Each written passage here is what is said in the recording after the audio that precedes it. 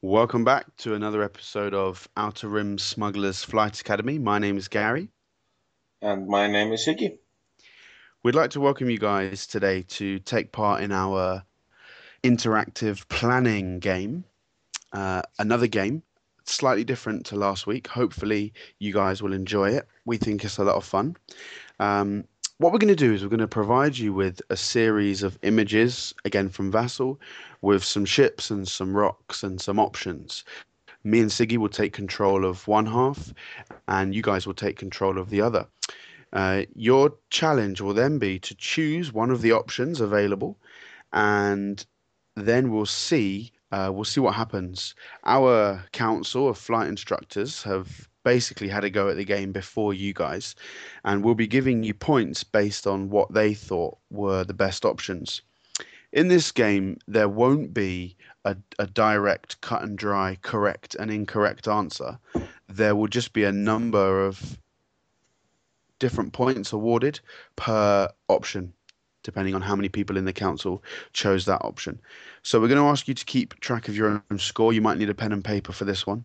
Just keep note, maybe on your phone, of how many points you get in each game. Yes, absolutely. We would like to thank the council members for taking their time to tell us not only what they are going to do in each maneuver, but why they're going to do it. And we're going to be reading some of the responses as we follow along. We really appreciate their input. We can't thank them enough. They're a great bunch of guys. Absolutely. And start off, we're going to show you the clip from episode 1 where we explain the game better with images. So we will see you after that. We're also going to have interactive planning phases.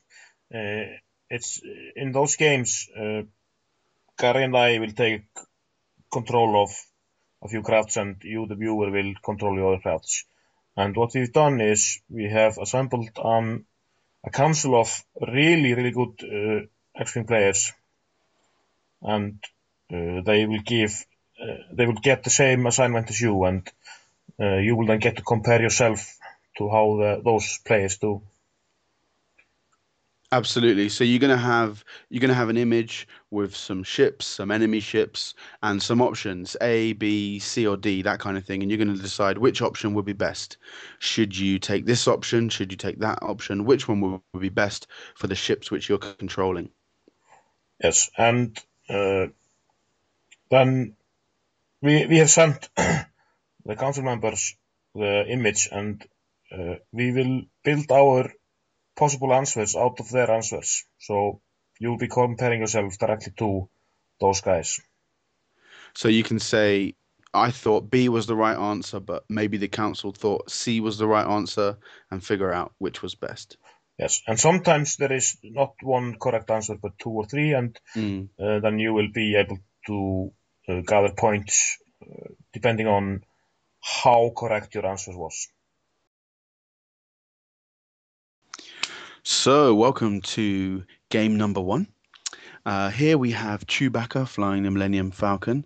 He's been flying really well so far and dodging rocks very, very well. So we know he's a good pilot. And he's lost all of his shields. We see he's just got 8 hull left here.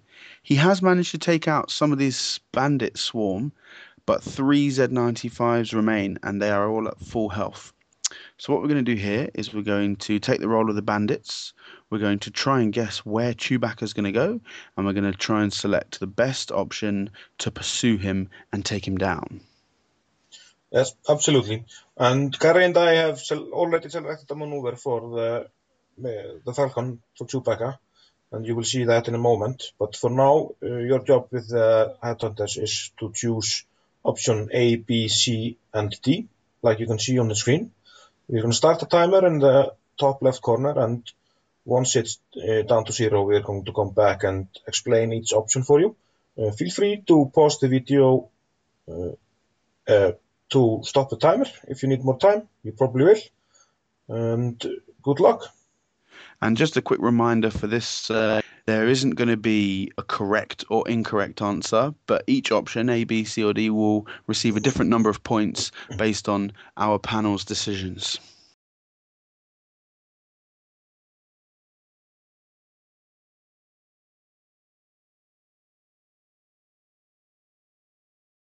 So welcome back, guys. The first thing that a good player does during planning is to try to see where the opponent will go and judge his moves after that. And we're going to show you a couple of moves that we think are likely for Chewbacca. And the third one I did was the one that Gary and I actually selected for our Falcon. Just to clarify, we know that Chewbacca should be moving after the bandits, but it's better to move him first to illustrate our point here. Fantastic. So we're going to have a look at option A, where all of the bandits do a one left bank. What do you think of this option, Siggy? Do you like it? Yes, I quite like it because it doesn't overcommit, and two of the three bandits will get to shoot at Chewbacca in the position that you and I selected. And also, if Chewbacca goes left through the rocks, it leaves the bandits in a good spot to chase him with a hard 2.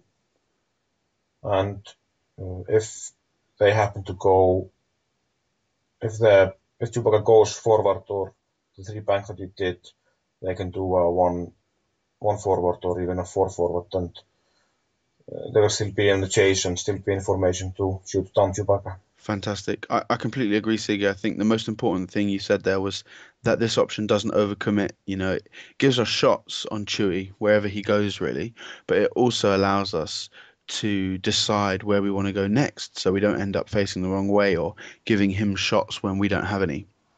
Yep. One of our flight instructors, Sable Griffin, chose this as an option, and he said, "We know Chewie has been dodging rocks, so he may try to do a too hard left, easily fitting between the rocks, but it's an obvious move. He has a largely open field, and if the Z-95s take a hard left, they would be out of position if he performs any other move. A one bank left will ensure that Chewie cannot move anywhere that would allow him to have a shot when the Z-95s don't. He may move out of range, denying everyone shots, but a one left bank will also set the bandits up to effectively chase Chewie, as well as allowing them to focus for defense." Yes, absolutely. So we like this And option. yes, we like this option a lot. So this is option B, and option B takes all the bandits on a 2 bank instead of a 1 bank in option A, which is a similar move, but it achieves the same thing, putting 2 shots on Chewbacca in the space that Gary and I put him in. But it leaves them less option than option A. Absolutely. I think that's probably the main difference. Initially, I thought this was the best option. It was the move that I probably would have chosen personally. But now, having seen other people's opinions and thoughts, I think the one bank option A is probably better because you have the same number of shots in actuality. Um, and also, it leaves you more options to go left if Chewie does go left. So, whilst I think this is an okay move, I think option A is slightly better. I think this is a better option than option A if Chewie goes straight or takes the right bank. Sure, But but again, that's a bit of a gamble, you know? yes, we like to leave ourselves some options. And as we can see, the two right left turn that we could do with the 1 bank is blocked by the asteroid. Mm. Mm. And even if you try to chase Chewie long with a 3 bank, it places you in front of an asteroid, and that's not an optimal place to be at. Absolutely. It's just slightly trickier than some of the other Yeah. options.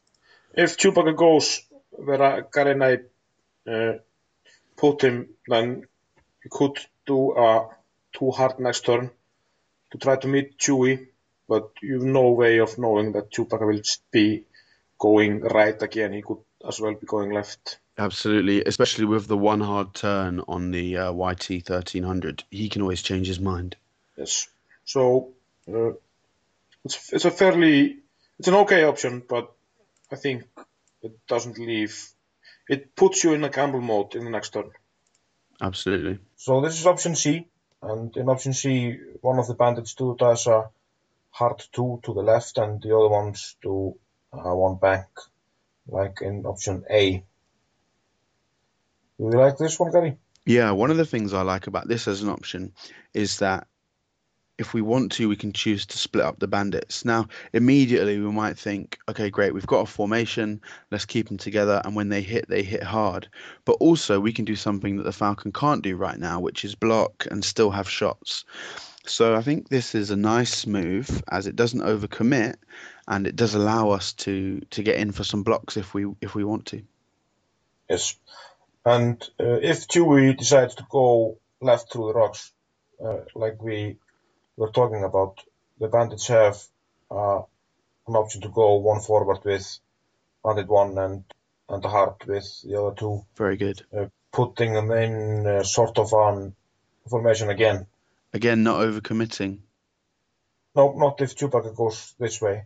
Yeah, and if Chewbacca goes straight, we can do it like this. We can do a 2 bank with one of the bandits and 3 forward with the others, and they're still close enough together to where we consider them in formation. Great. So one of the council members chose this one. Do you want to? Absolutely, yeah. We got some feedback from Mishery for this option, and he describes this as the classic Princess Pride situation. He says to 2 left turn with all of the Zeds would be an overcommitment, and a simple 1 bank right on Chewie would give him a huge advantage while we get no shots. So, to mitigate the main advantage that the 3 bandits are together and none of them are in position to block, Mishery has decided to split them up. If the Falcon goes left, then they can all have a shot. If it goes right, 2 of them get a shot. Or if he goes right fast, none of them will be able to shoot, which is a good thing anyway, hoping that later on, because they're split up, they'll be able to block him better. Interesting feedback from Mishery there. Yep, I like it a lot. It explains very well he explains well why he decides the moves he did. So this is option D, and in option D, all of the crafts take a left turn, sorry, as we can see here. I think this option overcommits the bandits a bit. What do you think, Gary? It sounds like you're saying this isn't your favorite option, Siggy. No, sadly, this is my least favorite option.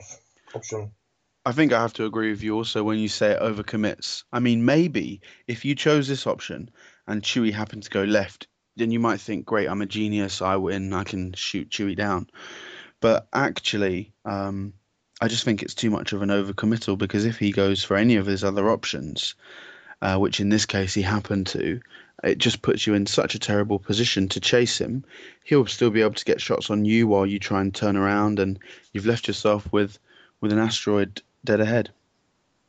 Yes, and if you look at the options that are available to Chewbacca, to the bandits, sorry, you can see that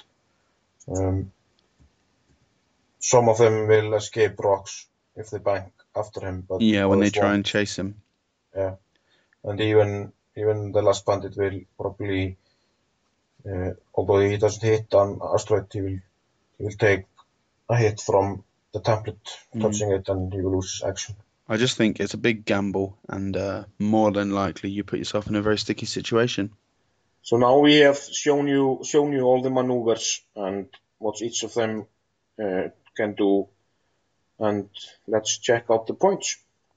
Time to find out what our scores are. Yep. Siggy, which one scored the most? A scored the most points with 4, followed by C that has 2 points, and then B and D 1 point each. Interesting. I think that's a fair result. Yeah, I think so. We talked about it during the explanation that we liked A the most, so it should not come as a surprise. Absolutely. Note So we down just your want score and add them up to the scores from the next 2 clips to tally up your final score. Okay, welcome back. Here we are. Challenge example number 2. Here we have the Rear Admiral Shiranu piloting the Decimator. and he's up against a red squadron X-Wing. Shirinu has done pretty well. He's managed to take care of most of the rebel fleet, but this one perky little X-Wing remains. The X-Wing is target locked. He has some proton torpedoes ready to go, and Shirinu has no shields left, so he's afraid of those crits. What we're going to do is we're going to take the role of Shirinu and try and decide which move would be best. So here we have options A, B, C, or D. The timer is going to come up in the corner. Again, if you need to, take your time, pause the video, decide which move you'd like to take, and then we'll find out what happens next. Okay, so good luck, guys, and we will see you in a short while.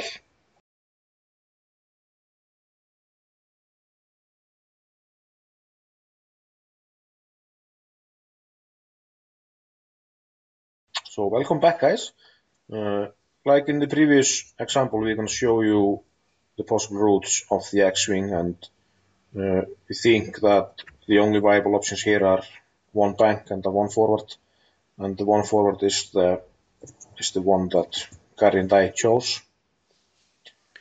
Unlike the Chewie example where we thought there were a number of different options, here we thought there were only two that we'd really go for.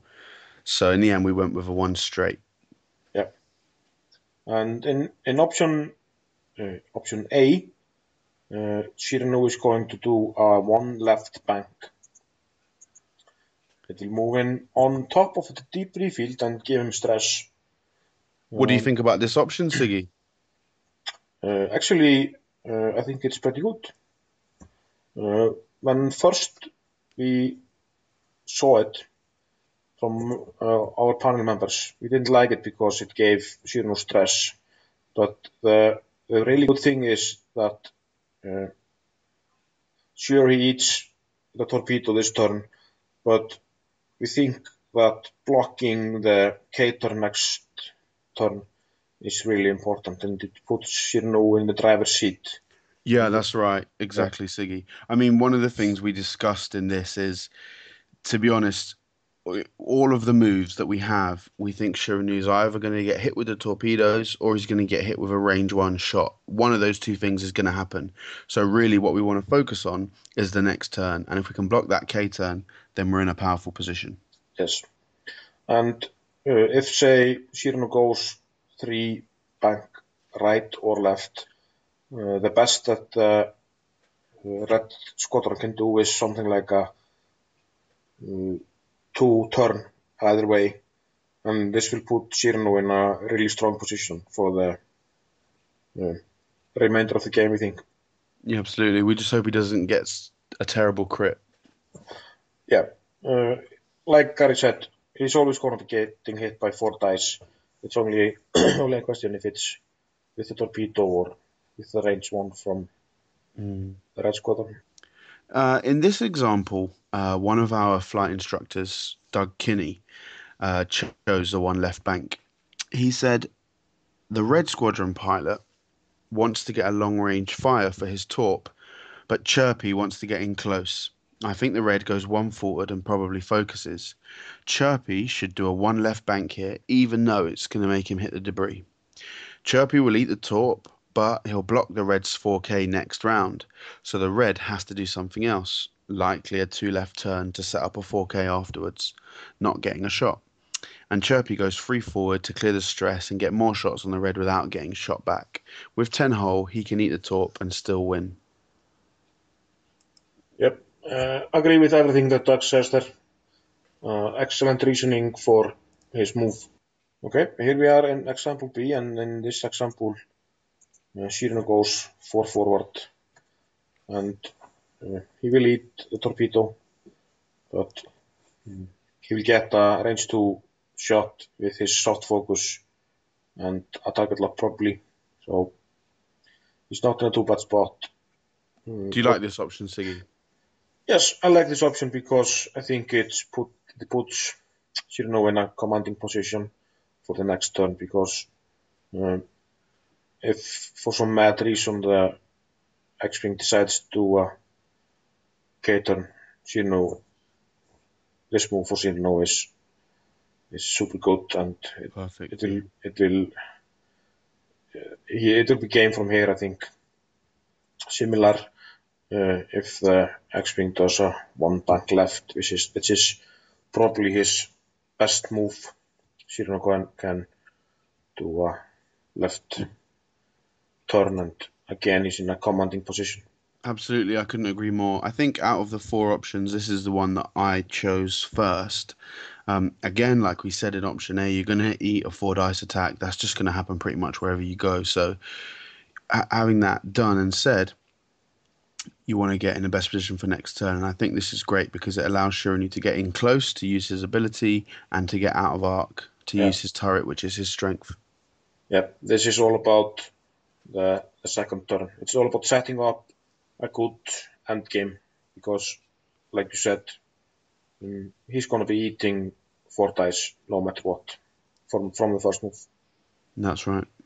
So this is option C, and that will take Shiranu in a 3 bank left.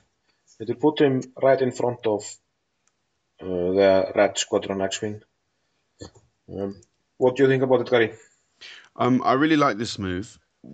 One of the first things I like about this move is that it gets you into range one. So although you're going to get a four dice attack, at least you won't have the extra special ability of the torpedoes. So you're less likely to get a crit. However, he does have a target lock and probably a focus. But at least you're getting to roll four dice back at him, you know? Ideally, you could get through both of those shields, maybe even get through into his hull with your special ability.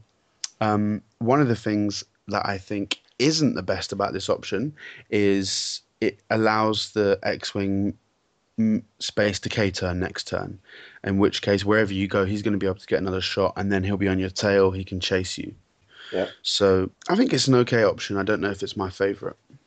I think it's the best option for exactly this turn, but I think it's a poor option for the following turns because this is the best that Shirano can do in the next turn. And here he's just going to have the X-Wing on his tail. Absolutely. Without engine upgrade, I think you need to do a better move. And if the Red Squadron did not use his target lock in the previous turn, obviously depending on the roll, he will get to fire the torpedo here. Exactly. So Shirano will be eating four dice 2 turns in a row. One of our flight instructors, Mr. Froggies, chose this move, the free left bank. He said, if the goal is to not get hit by the torp, then a free left bank should put you in range 1, which is true.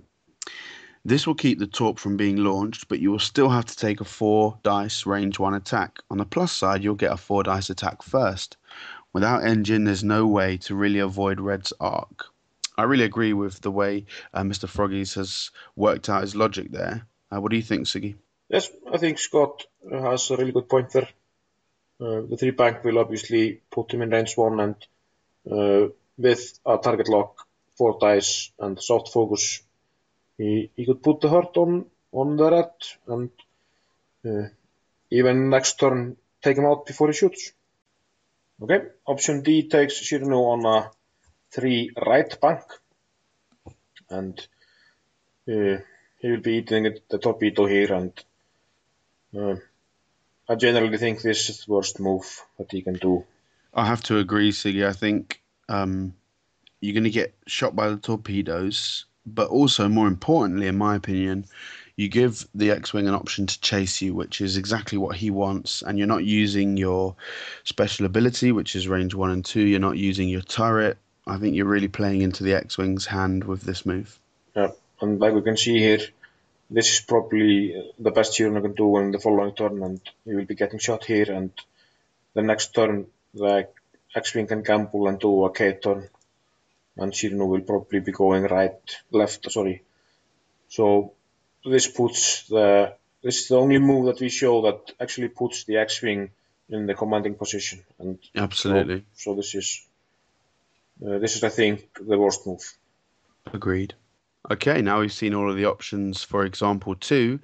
It's time to find out the scores. This is the exciting part, Siggy. What did we get? We had a majority of the council selecting option C. Option C has 6 points. All Six of the other points. points, A, B, and D, have 1 point each. Wow, wow. I think this is really interesting because in our conversations, I think we preferred options A and B, didn't we, Siggy? Yep, we did. Option A blocked the K-turn, and we thought option B put Cyrano in a commanding position in the previous turns. But we also talked about option C being the best move for this exact turn. Sure. And I guess that's what the council are there for. We use them for their expertise, and that's where the points come from. So Yep.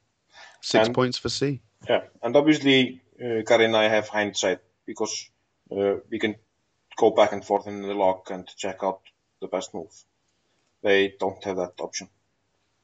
So there we are. Add up your scores, keep track. Don't forget to add it to your previous scores, and we'll see how you get on. Okay, welcome to example 3, guys.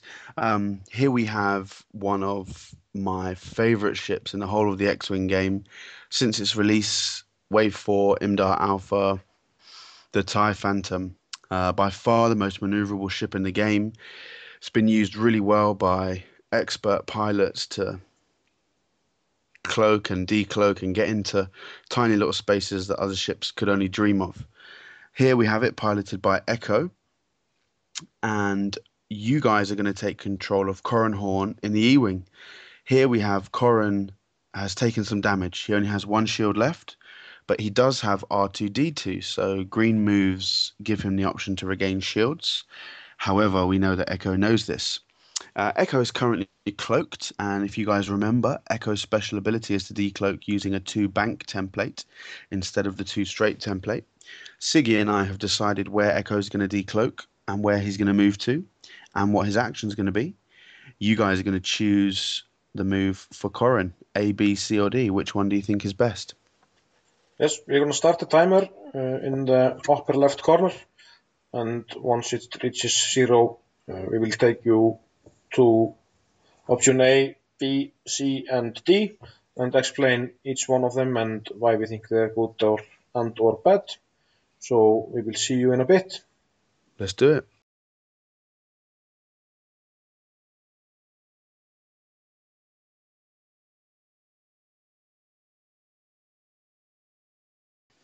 Okay, guys, like usually, we're going to show a few options that the enemy ship could possibly go, and this first one is the one that Gary and I chose.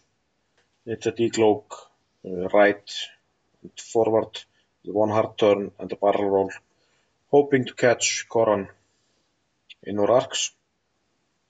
A few other ones that are possible are this one and this one. Obviously, Echo has like a million possibilities, but these are the 3 that we thought would put Corran in a hard spot That's right. if he decided to try to recharge his shields. These were the 3 main options that we thought would be good. In the end, we went with the one where Echo isn't cloaked here, you see. Yep, not ghosted. So then we should talk about option A. Let's find out. Yeah.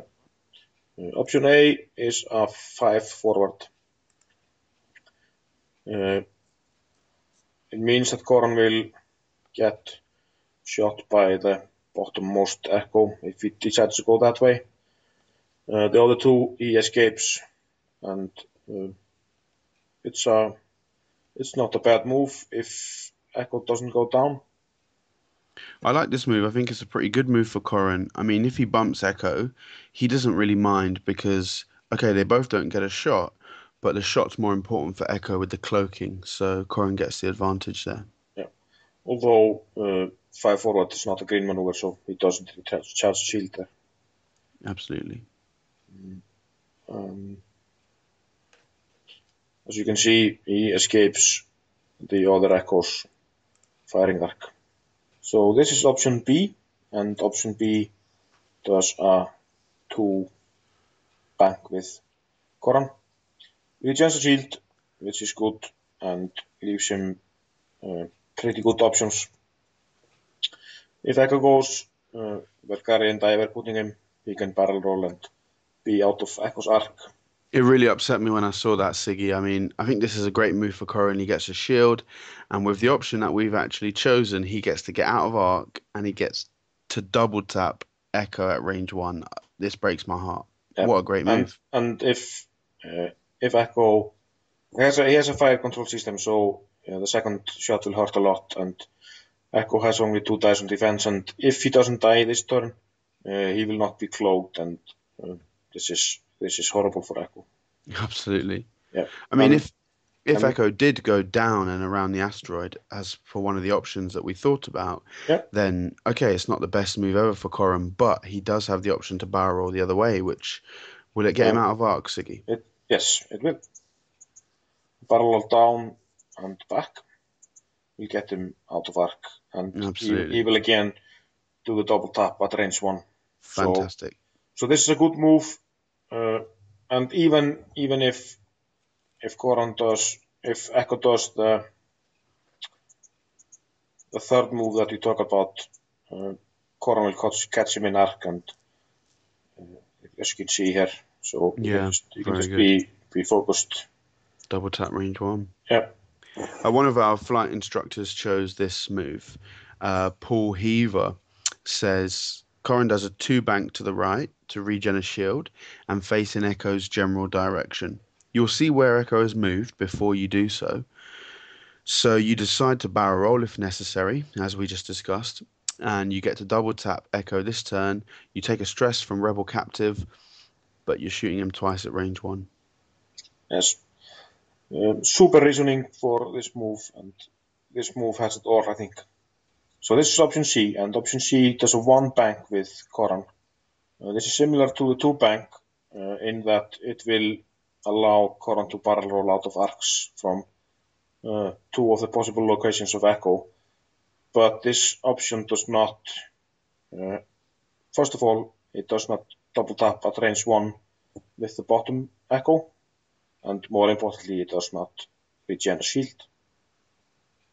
Absolutely. So basically, this option does everything that a two bank does, apart from a range one shot and regenning a shield. So it's just two steps worse than the other one, and other than that, it's almost identical. Yep, it's clearly inferior. Absolutely. So here we have option D, and option D takes Koran 3 forward, 3 straight, and it will regen a shield, and it will allow him to either barrel roll forward to escape all shots except from the bottom echo, or it will allow him to barrel roll backwards, catching the echo Garandai selected. Do you like Do you this like move? this move, Siggy? Yes, I like this move. I think this is a great move. The way Yeah, that Corrin has PS10 gives him a great advantage. Obviously, moving after Echo is a very big advantage for him. And barrel rolling out of Echo's arc whilst keeping Echo in his own arc to double tap at range one, I just think is absolutely fantastic. yeah, very good move. We Um, have one of our flight instructors, Anthony Rossi, also known as Sideslip, who chose this move. He said Corrin should take an engine upgrade, but it's too late for that. Yeah, that made me laugh. yeah, It looks like Echo can clear the asteroids with a left forward decloak, followed by a straight maneuver, or a left back decloak, followed by a three turn. But it's kind of hard to judge without the templates next to the board. Corin and Echo have to play, as Dallas likes to say, the Vizzini guessing game. So Anthony chooses a three straight to regenerate a shield. If Echo decloaks right and back, we'll either bump or I'll shoot with the advantage. With a right forward decloak, I'll probably slip the arc, and with a left decloak, I've at least made it a longer shot. yes, very good reasoning. And through all of these options that we have discussed, either the council is made up of really good players, or we are just bad echo players. Yeah, absolutely. Yeah, That could be the truth. yeah, or a bit of both. Because I think of the three positions that we put echo in here, the position that we put him in is actually the worst one. Agreed. Yeah. But at the time, we thought Echo was going to come. We thought Corin was going to come down and bank in. So we thought we'd try and catch him off guard. We took a gamble, it didn't pay off, but it looks like Corin wins this round. Okay. Time to add up our scores. Are you excited, Gary? I can't wait, Siggy. I just want to find out how many points I got. You got 0 points for piloting Echo in this one. Oh, So here are the points. Option B, the two bank has 6 points, and A, C, and D have 1 each. I think this is great, and it really shows how good the council is because clearly option B here is a cut above the rest, and it deserves six Absolutely, points. absolutely. So add this to your previous scores, and we will talk to you in the end of the show about the maximum point you can get, and you can compare yourself to other players. Okay, thanks for playing, guys. We're just going to take this opportunity to wrap up the episode. Um, we hope that you managed to keep track of your scores throughout the game. And if there is anybody out there who scored a maximum of 16, then we want to say congratulations. Well done to you guys. If you didn't score a maximum of 16, we just want to emphasize don't worry too much. This game isn't about getting a perfect score, but it's about improving. So maybe in future episodes you might do a little better, and hopefully you've learned a little something from these games. We've really enjoyed putting them together, and we hope that you've enjoyed watching the video. Siggy, what do you have to say to our viewers? Yes, like Gary was saying, don't feel bad if you don't get a perfect score. We'd like to see you post the score you got in the comments below, so you can do, for example, 11/16 to show that you got 11 points out of the maximum of 16. Also, like Gary and I explained in the second example, we really liked ourselves options that only gave 1 point, so don't feel bad if you get fewer than the maximum. Exactly. I mean, if I was playing the game, I don't think I'd score 16, but I just disagree with where the points have been distributed. I think you should have given me more points, Siggy. Yes, for flying Echo like an idiot.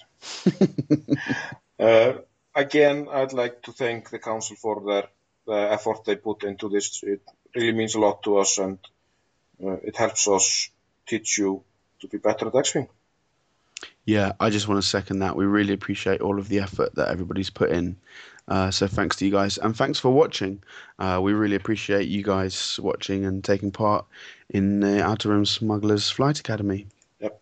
So this has been the show. We're gonna sign out now. My name is Siggy. And my name is Gary. Take care. See ya.